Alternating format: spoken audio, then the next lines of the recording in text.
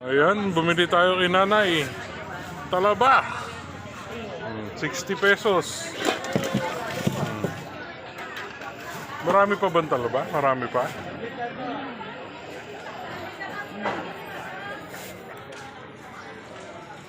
Mama kasi kinain.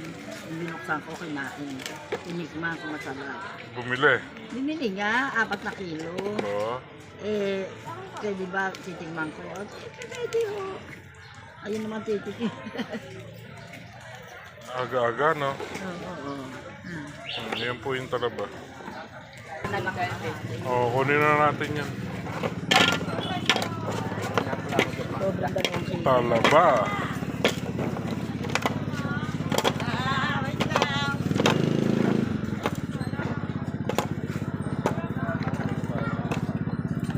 Ayoko naman kumain, maaga. Parang yan yung nagdadala kay Peli. Ayan.